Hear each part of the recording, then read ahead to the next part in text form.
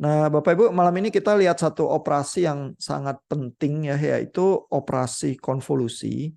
Ini di chapter 2-nya Haykin ya, judulnya Time Domain Representation of Linear Time Invariant Systems. Jadi sistem yang dibahas khusus di buku ini adalah sistem yang linear. Bapak Ibu udah belajar sifat-sifatnya. Linear itu superposisi dan homogenitas ya. Dan time invariant, artinya kalau waktunya digeser, outputnya akan keluar sesuai pergeseran waktu inputnya, tapi outputnya nggak berubah gitu ya. Nah, masalahnya adalah kita udah belajar sifat-sifat ya, tapi kalau saya punya sistem, bagaimana sih sebenarnya mengkarakterisasi sistem itu? Dan kalau saya punya karakterisasi sistemnya, kalau saya kasih input, saya bagaimana menghitung outputnya? Itu pertanyaannya ya, dan jawabannya adalah operasi konvolusi. Ya. Nah, Haykin itu menerangkannya mulainya dengan seperti ini ya. Dia bilang kita mulai dengan mengkarakterisasi linear time invariant system. Jadi semua LTI system bisa dikarakterisasi dengan sesuatu yang disebut impulse response-nya. Ya, bahasa Indonesia jadi respon impuls gitu ya. Itu artinya adalah kalau sistem itu diberikan delta impuls sebagai inputnya. Ya, jadi makanya delta impuls itu menjadi input yang sangat penting karena sistem apapun kalau kita kasih delta impuls, outputnya adalah karakter sistem tersebut. Ya, Bapak Ibu ingat kasusnya Ben Underwood ya, yang bisa melakukan echolocation dengan berdecak, ya bunyi decakan itu basically delta impuls karena itu bunyi yang meledak hanya pada titik nol terus selesai, gitu ya.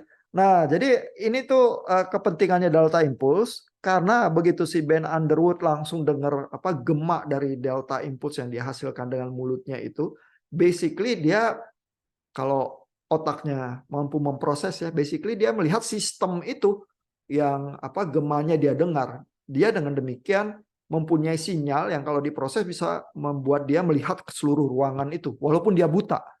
Begitu ya. Jadi itulah sebabnya mengapa delta impuls jadi sangat penting ya.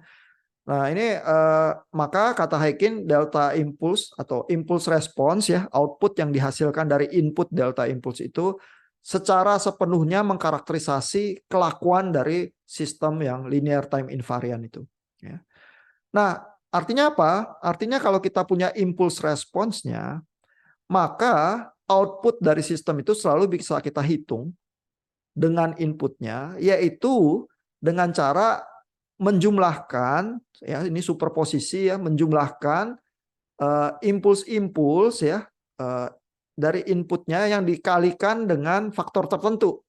Ya, karena sistem kita linear dan time invariant. Artinya kalau saya jumlahin input-inputnya belakangan sama di depan sama aja gitu ya. Nah, cara penjumlahan superposisi dari sinyal-sinyal input yang dikalikan faktor tertentu itu namanya konvolusi. Gitu. Jadi konvolusi itu metode menghitung output dari input dengan impuls respons dari sistem. Ya, itu artinya konvolusi itu seperti itu sih. Jadi kalau saya punya X input, saya punya H sebagai karakter sistem, saya menghitung Y outputnya adalah sama dengan X konvolusi H. Ya, seperti itu ya. Nah, masalahnya menuliskan matematika dari konvolusi itu ya operasinya perlu dijabarkan pelan-pelan ya, dan ini penjabarannya di subsection 2.2 ini ya. Nah, di sini pertama-tama Haykin tuh menunjukkan ya, kalau saya mengalihkan sinyal Xn ya, saya kalikan dengan delta N ya. Bapak Ibu ingat delta N ini cuma terdefinisi di titik 0 besarnya 1 ya, karena fungsi delta itu fungsi letupan ya. Nah, delta N ini karena cuma terdefinisi di fungsi 0, kalau dikalikan dengan Xn menjadi X pada titik 0 saja. Gitu ya. Nah, kalau deltanya kita geser, delta N minus K, maka yang kita dapatkan adalah X pada titik K.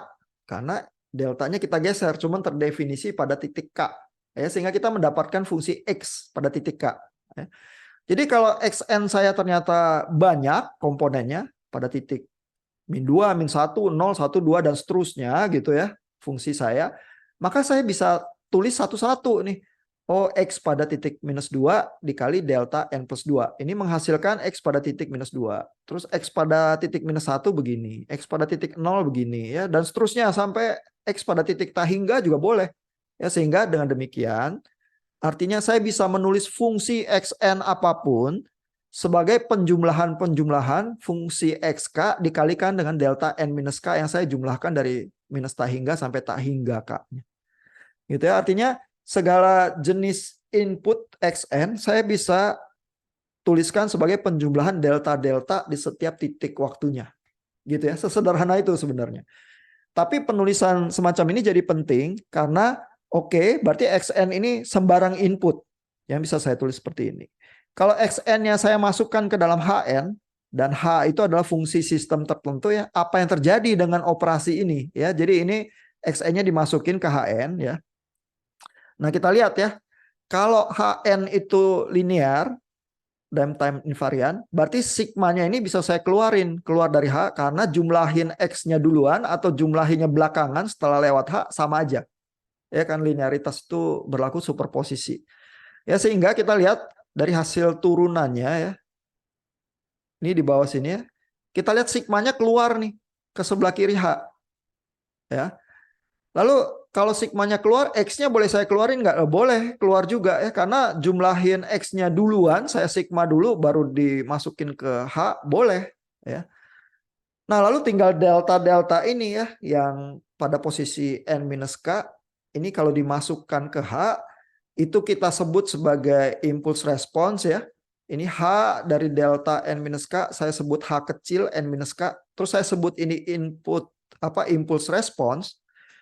Maka impulse response ini kalau saya operasikan dengan input terus saya sigma sedemikian menghasilkan output. Inilah operasi konvolusi itu. Gitu ya. Kalau di notasi notasi khususnya ya di Haykin itu ditulisnya dengan tanda bintang. Ya, jadi kalau Xn bintang Hn bacanya adalah Xn konvolusi Hn. Gitu ya. Dan kalau dijabarkan matematikanya seperti ini ya, adalah sigma K dari minus tak hingga sampai tak hingga XK dikali HN minus K. Impuls responsnya adalah HN minus K ini. Ya. Nah ini tapi memahami operasi matematika ini ya, konvolusi ini seperti apa ya. Saya anjurkan Bapak Ibu nonton video singkat yang dibuat Permatas itu ya. Karena ya coba saya terangkan sedikit ya. HN-K ini ya ini artinya kan tadi waktunya adalah untuk K bergerak dari minus tak hingga sampai tak hingga berarti variabel waktunya itu K ya. N ini konstanta nih di dalam variabel yang bergerak ini. Nah, K-nya itu di minus ya. Itu artinya fungsi H-nya itu kalau tadinya HK terus jadi H minus K, maka fungsinya itu dicerminkan terhadap sumbu Y. Ya, jadi di dalam operasi matematikanya ada salah satu fungsi itu yang dibalik dicerminkan terhadap sumbu Y. Nilai-nilai yang tadinya ada di T positif jadi T negatif ya karena tercermin ya. Lalu karena dia ditambah dengan N ya, artinya dia di shifting tuh sejauh N tertentu, waktu N tertentu. Nah, sembari dia dicerminkan dan digeser-geser itu dia dikalikan dengan XK dan setiap kali hasil perkaliannya itu nanti dijumlahkan di sigma. Ya, jadi secara fisik atau secara kalau mau memvisualisasi bentuk geometri dari sinyalnya, berarti ada pencerminan, ada penggeseran, ada perkalian, lalu ada hasil perkalian nanti dijumlahkan. Gitu ya. Kurang lebih seperti itu ya. Sejauh ini ada pertanyaan dulu nggak? Ini penjelasannya sangat cepat. Kalau masih miss sesuatu, nanti sebelum kita lihat contoh dari video itu ya, Bapak Ibu bisa baca lagi ke Haykin. Tapi sejauh ini ada pertanyaan nggak, Bapak Ibu?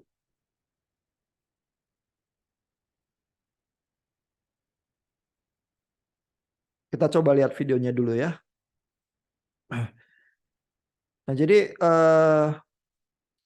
video yang ada di Learn itu ya, yang tadi saya tunjukkan ini dari The Permatas ya, ini mahasiswa angkatan yang lalu itu ya. Itu tuh terpasang di YouTube juga ya, dan di YouTube itu setiap tahun menerima mungkin 1000 kali views gitu ya. Jadi banyak juga tampaknya mahasiswa yang berusaha memahami itu bukan cuma dari universitas kita, dari universitas lain tampaknya juga ya, karena konvolusi kadang sulit dicerna ya. Jadi video ini nih, karena videonya cuma 5 menit ya, dalam waktu singkat menyajikan operasinya, terus lalu ada visualisasinya. Coba kita dengar pelan-pelan ya. Oh, ini saya share screen lagi supaya suaranya ikut ya. Apa sih yang dimaksud dengan konvolusi? Apa itu konvolusi? Konvolusi yang kami ambil dari Heikin pada halaman 98 adalah sebuah metode atau operasi untuk memprediksi output dari sebuah sinyal ketika melewati suatu sistem. Ketika melakukan operasi konvolusi, sistem yang digunakan harus sistem yang LTI. Sistem LTI adalah sistem yang linear dan time invariance. Dalam konvolusi harus LTI karena sinyal yang digunakan tidak boleh berubah-ubah ketika variabel waktu bergerak. Nah, Convolution sum. itu tadi ya definisi yang dia sebutkan terhadap LTI, bahwa sinyal itu tidak berubah-ubah selama variabel waktu bergerak, itu cuma time invariance-nya aja sebenarnya. Linearitasnya dia nggak sebut. Ya, jadi tidak semua bagian dari video ini tepat akurat ya. Ada bagian-bagian yang penjelasannya agak sloppy ya. Tapi sebagai mahasiswa yang baru pertama kali baca buku Heikin, berusaha menyajikan ininya ya tech tips videonya mereka ya, terus berusaha mengartikulasikan lagi bagian-bagian itu tidak terlampau buruk, tapi akurasi itu nggak semua tepat ya. Linearitas bukan persoalan waktu inputnya geser, tapi sinyal outputnya nggak berubah. Linearitas itu adalah berlaku prinsip superposisi dan homogenitas ya. Dia tadi nggak nyebut ya. Kita lanjut ya. Convolution sum adalah konvolusi yang dilakukan saat sinyal yang kita gunakan adalah sinyal yang diskrit. Berikut adalah persamaannya. YN adalah hasil dari konvolusi yang dinyatakan dengan jumlah perkalian antara sinyal XK dan HN min K. Agar lebih mengerti, lebih baik kita melihat contoh soal. Nah, jadi itu tadi praktek yang baik ya untuk teknis video. Dia kasih persamaannya, dia nyebut XK itu apa, SK itu input, terus HN minus K itu karakteristik sistemnya. Kalau dikonvolusi menghasilkan YN ya, paling nggak dia nyebut itu ya, dan nyebutnya nggak salah gitu ya. Jadi kalau Bapak Ibu bikin teknis video, coba juga mengajarkan sesuatu yang seakurat mungkin, sesingkat mungkin, videonya jangan lebih dari 10 menit ya. Nah, ini yang bagus ya dari video ini adalah dia mencoba memvisualisasi ya. Jadi operasinya seperti apa sih kalau konvolusi ya. Dan ini ada dua sinyal yang biru ini ya. Dia tulisnya di sini terdefinisi dari N1, 2, 3. Di N4 ada nilainya tapi 0 ya. Lalu ada fungsi yang merah ini ya. Ini fungsinya HN sebenarnya ya. Cuman karena dia itunya di mirror dan digeser ya. HN minus K-nya nanti dia gambar di tempat yang lain nih, di sini nih. Ya, kita coba dengarkan ya. Contoh soal dari convolution sum dengan nilai value X 1210 serta H-nya yaitu 1002. Kemudian sinyal dari H kita shift seperti gambar berikut. Dan kita guess. Nah, ini jadi ya, Bapak Ibu lihat sebenarnya bukan cuma di shift ya, tapi ada pencerminan ya, karena ini nilai yang asli kan 1002 nih HN-nya. Terus berubah jadi 2001 ya, jadi udah dicerminkan terhadap sumbu Y ya. Terus habis itu baru digeser. Nah, begitu digeser, kalau ada bagian yang overlap, nanti dikalikan terus dijumlahkan ya. Idenya seperti itu ya. Mendekati sinyal X. Kemudian kita geser lagi sehingga ada titik yang bertemu dan value-nya merupakan nilai 1 dan ketemu juga 1, maka dikali 1 dikali 1 sama dengan 1. Maka YN yang pertama adalah 1. Sinyal di Nah, jadi ada dua sinyal, masing-masing panjangnya 4. Kalau dikonvolusi ya, sinyal yang terjadi lebih panjang dari panjang masing-masing sinyal ini ya. Dan panjangnya adalah sinyal 1 tambah sinyal 2 kurang 1 ya. Sehingga di sini mereka sediain 7 kotak ya, karena mereka expect ada 7 hasil konvolusinya di 7 titik. Ya, lalu titik pertama itu tadi ya, 1 kali 1, jadi keluarnya 1 nilai pertama. Dan titik kedua ini ya, titik yang ini di titik N sama dengan 2 udah overlapping ya. Jadi ini 1 kali 2 terus ditambah 0 kali 1 ya. Jadi ini 1 kali 2 tambah 0 kali 1. Jadi 2 tambah 0 hasilnya 2, sehingga di titik ini ditulisnya 2 ya. Seperti itu ya. Tapi mereka kan bikin videonya punya batas waktu ya, pingin selesai kurang dari 10 menit ya. Mereka kadang-kadang jelasinnya itu benar-benar ngomong sekali doang, cepet, paham atau nggak paham, nanti lihat lagi videonya kalau nggak paham gitu ya. Jadi Bapak Ibu waktu bikin taktis video bisa buat semacam itu juga, karena tahu orang yang nonton videonya tetap bisa replay sih dan coba memahami gitu ya. Digeser lagi, maka menghasilkan dua titik yang bertemu, itu 1 dan 2, dan menghasilkan value sama dengan 2.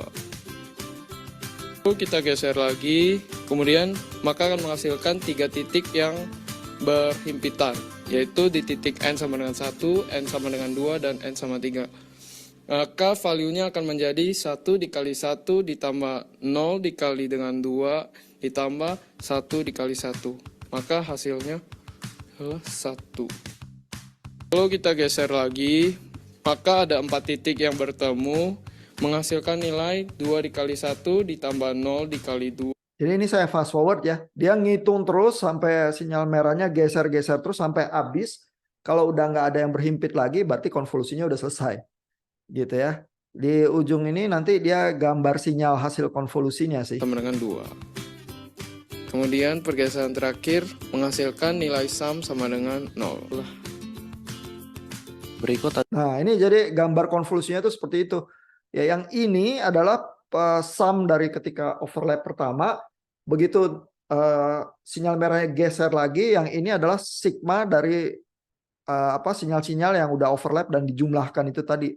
Ya, dan di sini ada yang tinggi karena sinyalnya tadi banyak yang klop dan kena, nilainya nggak 0 ya. Jadi dijumlahkan tuh tinggi, terus nanti lama-lama berkurang lagi karena sinyal yang merah mulai keluar dari sinyal yang biru, terus overlapnya habis gitu ya. Tapi jadi ada 7 nilai dan cara menghitungnya seperti itu ya.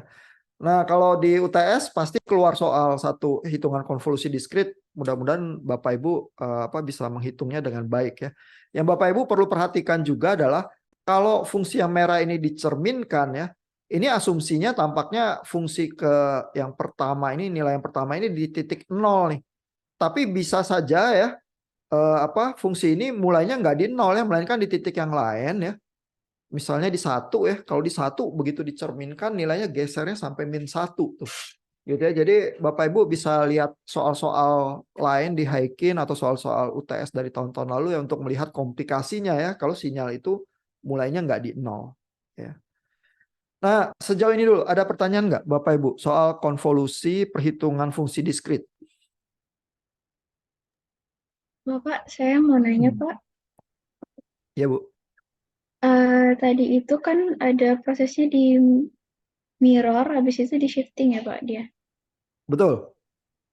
Tadi itu shiftnya sebesar berapa ya, Pak, itu? Nah, shiftnya itu sebesar-besarnya karena K-nya itu kan kita menghitung dari minus tahingga sampai tahingga. Jadi artinya kita shift sampai paling kiri di mana dua sinyal itu tidak overlapping lagi. Lalu kita shift pelan-pelan sampai dia overlapping karena pada saat overlapping itulah ada nilai konvolusinya baru muncul. Ya, jadi kalau kita lihat di filmnya ya, nilai konvolusi itu baru muncul pada titik 1 ini. Pada saat sebelumnya nilai sinyal merahnya itu nggak ada yang overlap sama sekali, jadi nggak relevan gitu ya. Tapi kita harus buang dia sampai paling kiri dulu sehingga kita nanti waktu menyisir itu semua kemungkinannya kena gitu. Ya, jadi kita buang ke yang paling kiri sampai minus tahingga, terus geser terus ya sampai dia masih overlap. Kalau sampai overlap itu masih sampai tahingga ya kita geser terus sampai tahingga gitu.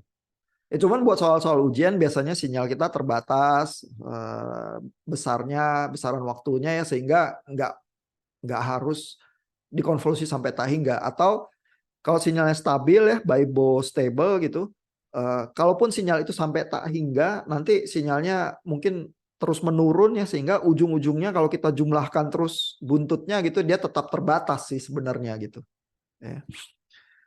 Nah, mudah-mudahan menjawab ya pergeserannya berapa. Lalu kalau saya tunjukkan di Haikin ya, Haikin sebenarnya punya satu bagian di mana dia menjelaskan per langkah ya. Ini di halaman 105 ya. Per langkah prosedurnya melakukan konvolusi itu. Tapi bacain ini ya, somewhat kadang-kadang sulit dipahami daripada melihat 3 menit visualisasi itu tadi ya, karena dengan visualisasi kita oh gitu ya caranya menggeser-geser apa fungsinya gitu ya. Tapi di sini tuh dibilang ya, misalnya XK dan HN minus K gambarkanlah ya sebagai fungsi K ya.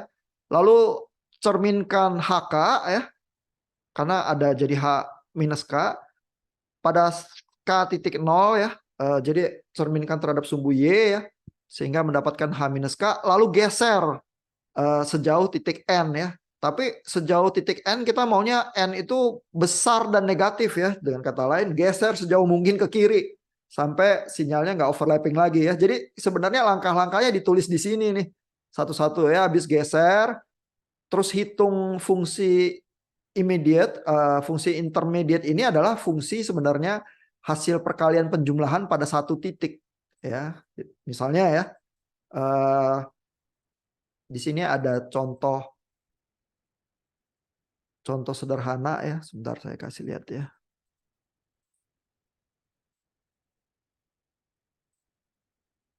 Ini ya. Example 2.3. Jadi ada sinyal HN ya. UN minus 4. Ini kan U ini fungsi step function ya. Step function berarti dia fungsi kotak. Mulainya dari 0 sampai 4. Besarnya 1/4 ya. Jadi fungsi kotaknya seperti ini ya. Mulai dari 0 sampai 4. Besarnya 1/4 ya. Nah, jadi kalau fungsi ini yang kita cerminkan, dia jadi begini ya. Fungsi yang pas di titik 0-nya itu jadi N. Lalu ini yang di sebelah kanannya jadi geser ke sebelah kiri. Ke sebelah kiri N, ini N-1, N-2, N-3 gitu ya. Nah, lalu yang disebut fungsi WK pada titik N adalah kalau fungsi HN-K ini digeserkan sejauh N ya, terus dikalikan masing-masing terhadap fungsi XN-nya.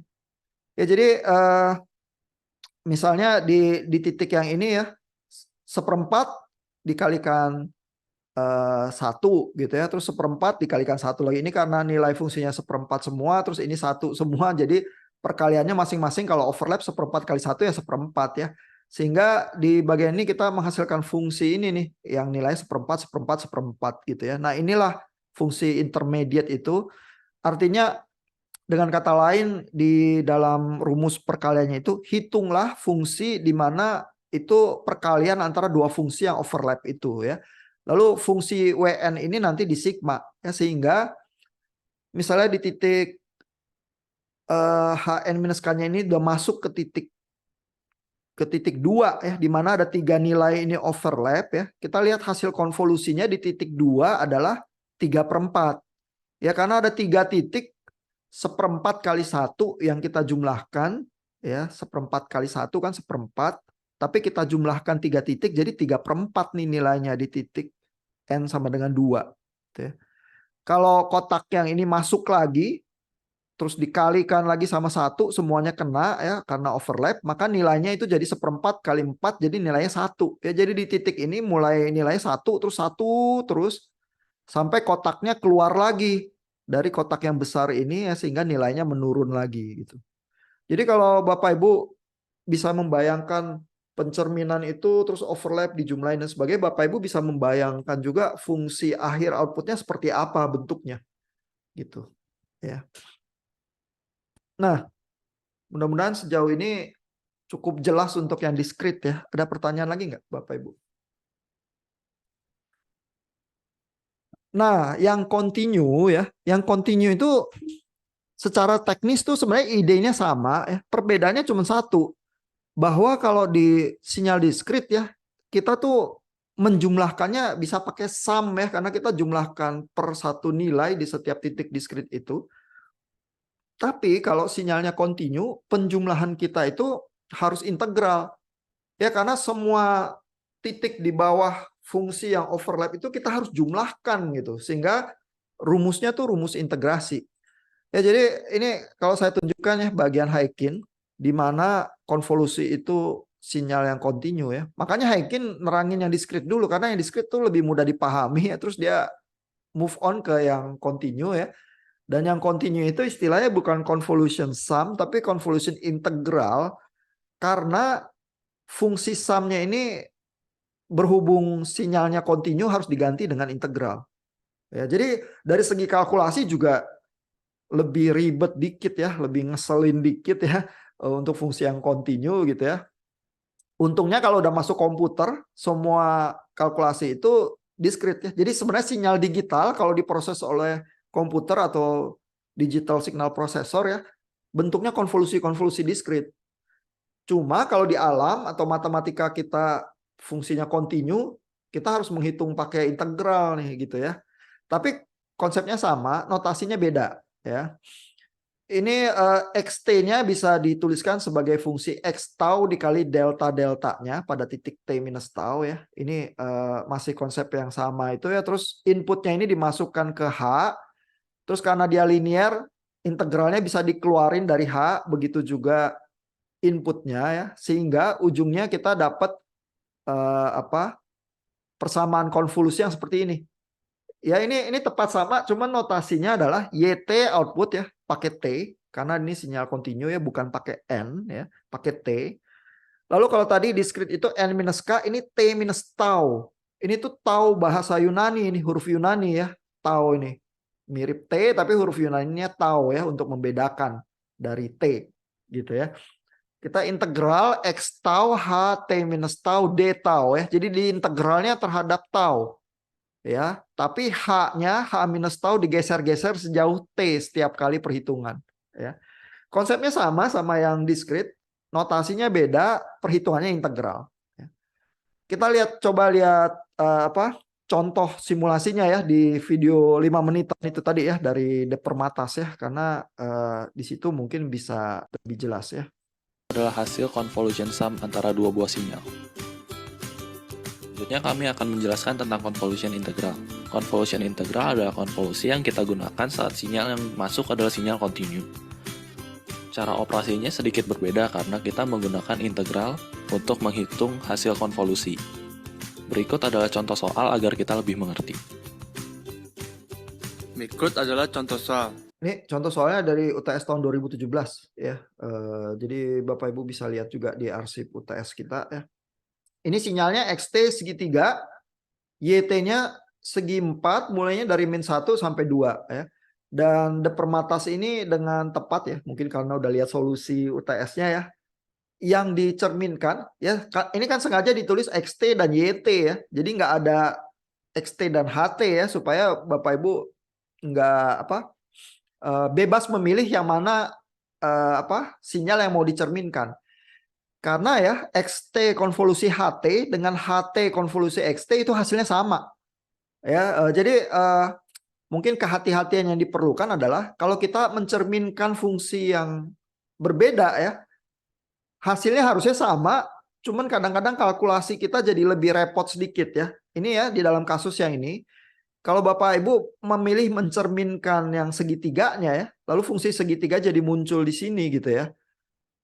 Itu agak sedikit lebih repot karena fungsi yang ini ya, kalau Bapak Ibu lihat ya, lereng segitiga yang sebelah kiri ini jadi tercermin ya, jadi fungsinya berubah ya. Ini tadinya adalah Y sama dengan 2T ya, karena ini kemiringannya 2 ya, slope-nya 2T minus 2. Begitu berubah ke sini, ini persamaannya jadi berubah. Tapi kalau fungsi kotaknya yang kita cerminkan ya, basically fungsi kotaknya harganya 1 untuk semua titik di dalam kotaknya itu ya.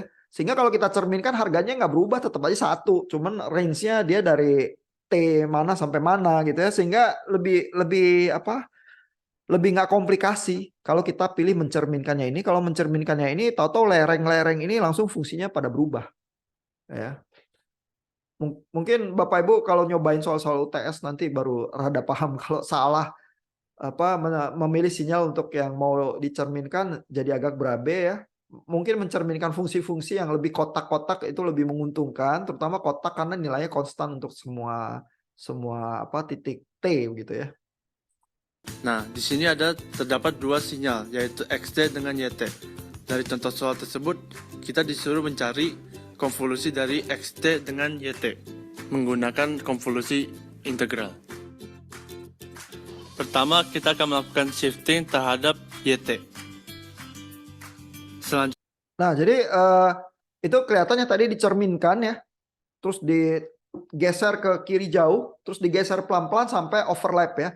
Mungkin yang Bapak Ibu perlu perhatikan juga ya, kenapa titik nolnya ada di sini ya. Apa yang disebut titik nol ini sebenarnya titiknya T, karena ke kanan ini jadi T plus 1 dan ke kiri ini jadi T minus 2. Jadi titik yang tadinya di kotak aslinya itu ada di titik nol itu jadi titik T sebenarnya.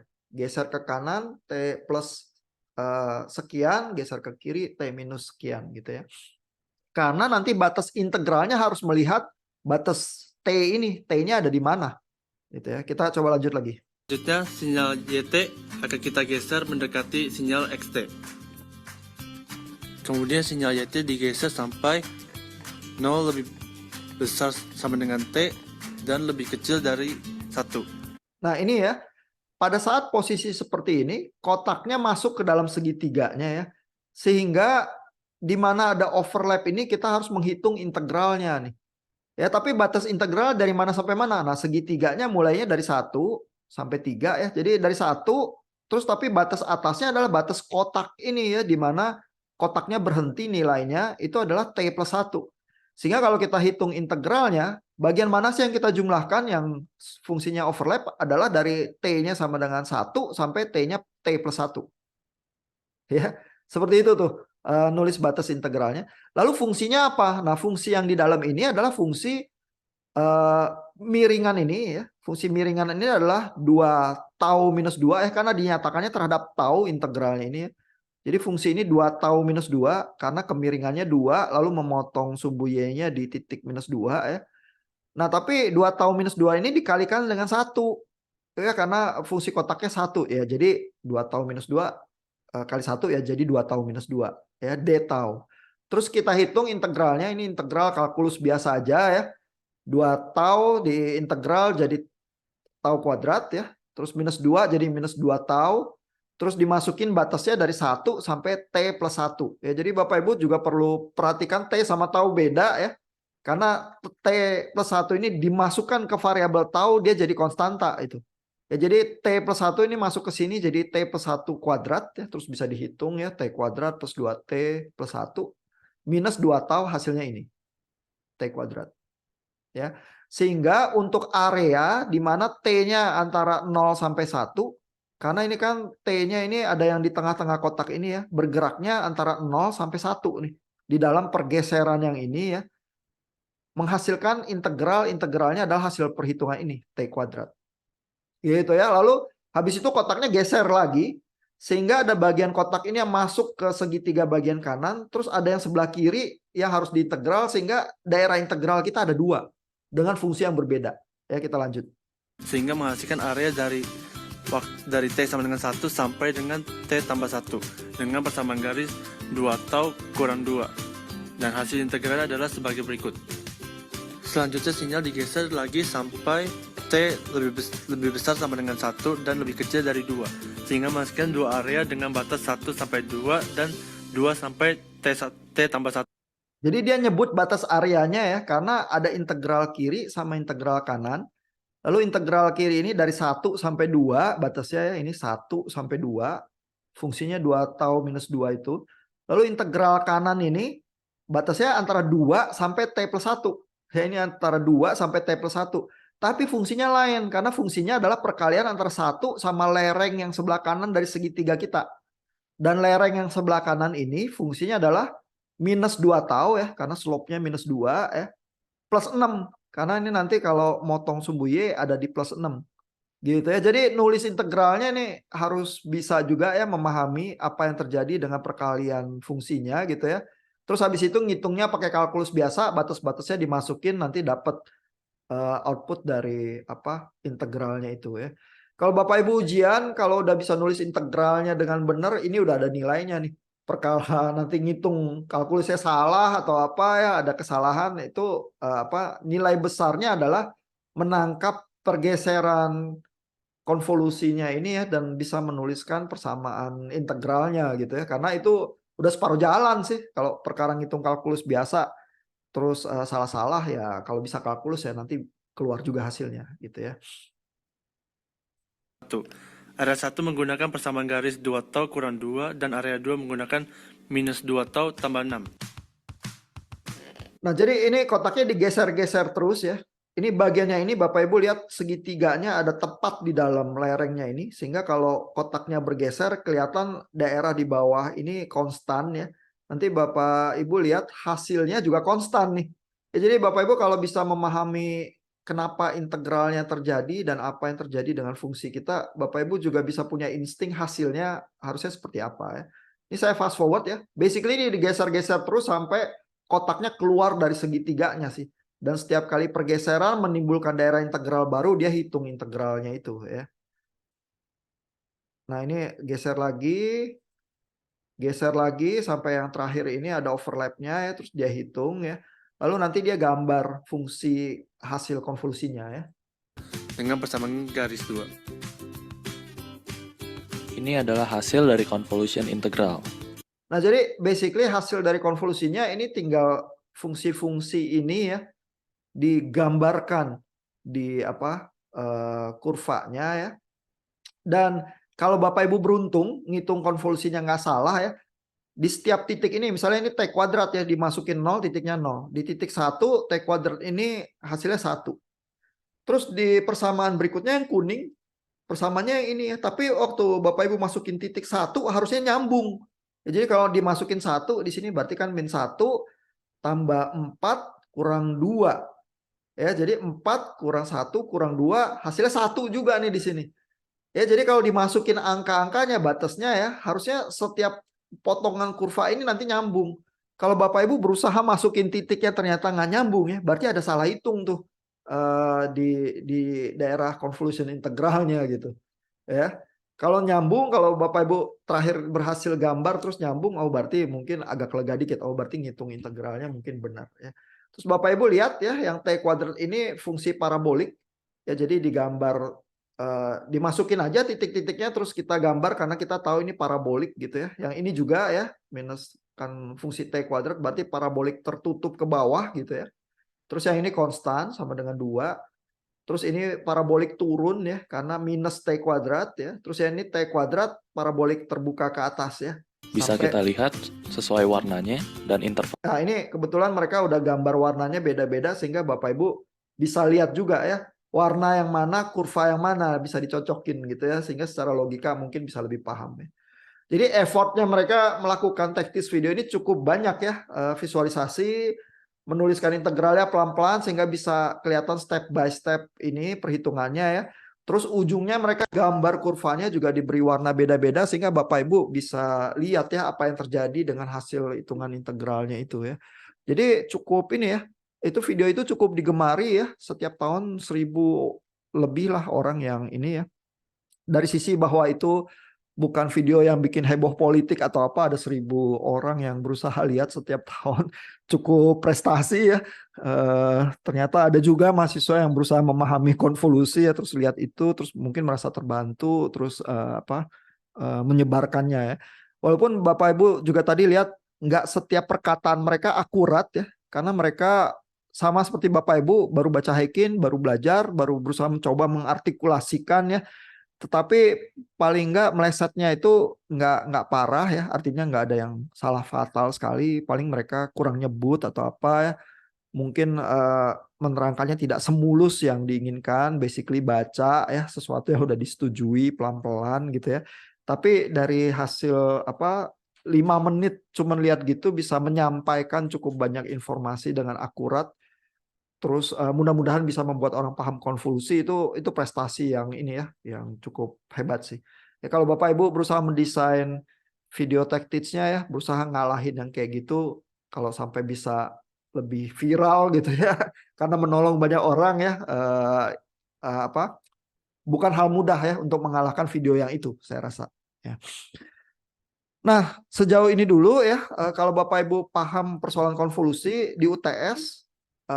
pasti akan keluar satu hitungan konvolusi diskrit dan satu hitungan konvolusi kontinu ya. Jadi kalau UTS-nya ada 4 soal hitungan, maka 2 soal udah di tangan ya. Jadi wajib ya belajar ngitung konvolusi sampai bisa ya kalau mau nilai UTS-nya rada lumayan gitu.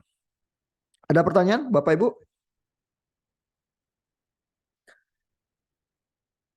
Kalau masih aman berarti kita sampai di sini ya.